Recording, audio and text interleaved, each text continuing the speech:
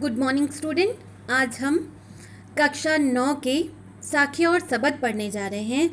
तो साखिया सबद पढ़ने के पहले सबसे पहले हम कबीर दास के जीवन परिचय के बारे में जानेंगे।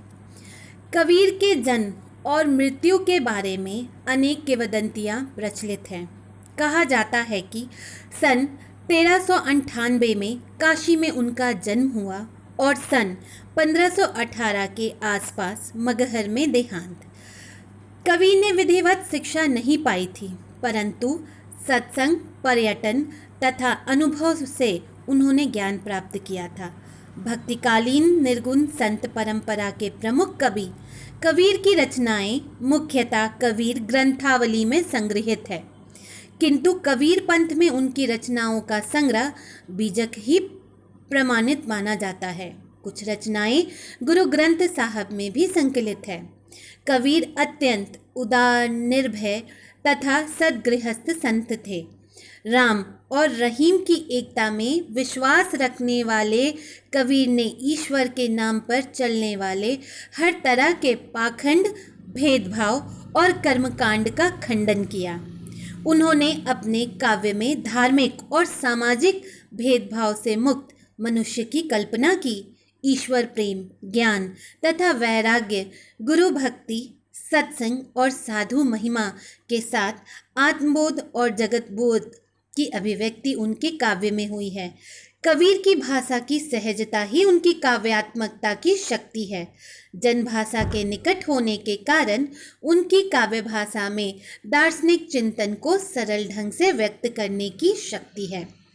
यहाँ संकलित साखियों में प्रेम का महत्व, संत के लक्षण, ज्ञान की महिमा, बायाडंबरों की विरोध आदि भावों का उल्लेख है। पहले सबद में बायाडंबरों का विरोध एवं अपने भीतर ही ईश्वर की व्याप्ति का संकेत है, तो दूसरे सबद में ज्ञान की आंधी के रूप के सहारे ज्ञान के महत्व का वर्णन है।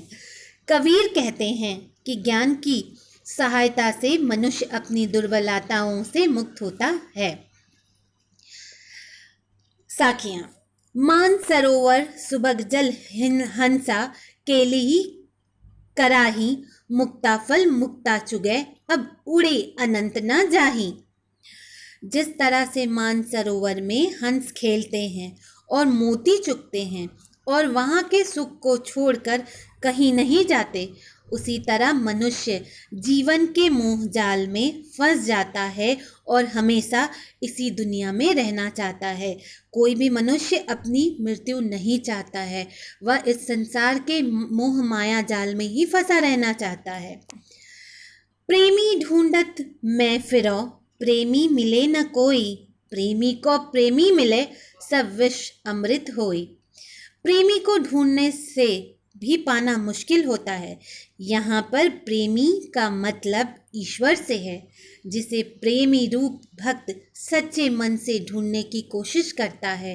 एक बार जब एक प्रेमी दूसरे प्रेमी से मिल जाता है तो संसार की सारी कड़वाहट अमृत में बदल जाती है। हस्ती चढ़िए ज्ञान को, सहज दुलीचा डारी, स्वान रूप संसार है, भूकंदे झक मारी।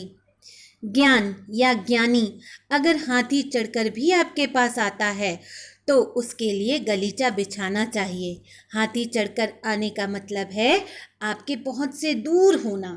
हालांकि ऐसे समय दुनिया के ज़्यादातर लोग ऐसे ही बर्ताव करते हैं जैसे हाथी के बाजार में चलने से कुत्ते भौंकने लगते हैं।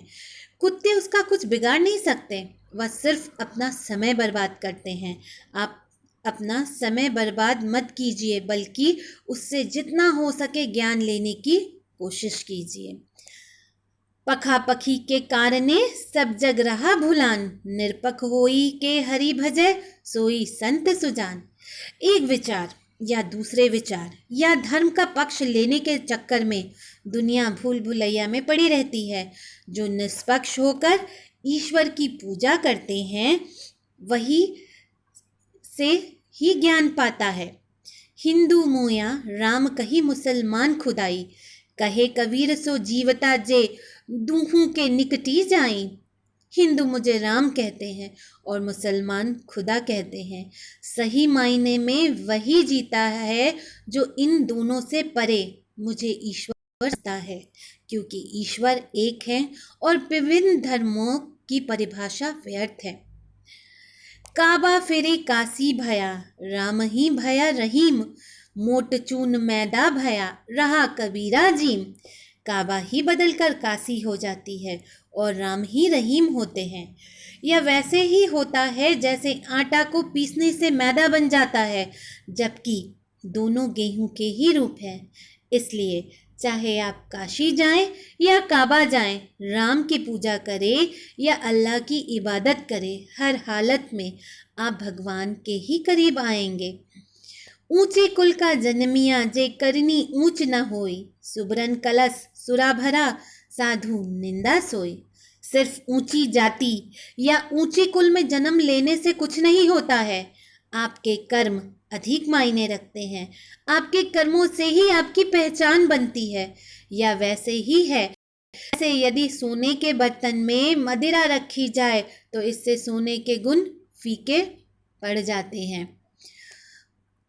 मों को कहाँ ढूंढे बंदे, मैं तो तेरे पास में, ना मैं देवल ना मैं मस्जिद, ना काबे कैलाश में, ना तो कोनो क्रिया कर्म में, नहीं योग बैराग में। खोजी होए तो तुरंत ही मिलियो, पल भर की तलाश में। कहे कबीर सुनो भाई साधो, सब श्वासों की श्वास में। लोग भगवान की तलाश में मंदिर मस्जिद मजार और तीर्थ स्थानों पर बेकार भटकते हैं। पूजा पाठ या तंत्र मंत्र सिर्फ आडंबर है, यह सिर्फ दिखावा है। इनसे ईश्वर नहीं मिलते हैं। भगवान तो हर व्यक्ति की सांस में बसते हैं, उनके आत्मा में हैं। जरूरत है उन्हें सही ढंग से खोजने की। जो सही तरीके से ध्यान लगाकर ईश्वर को खोजता है, उसे वे तुरंत मिल जाते हैं। धन्यवाद।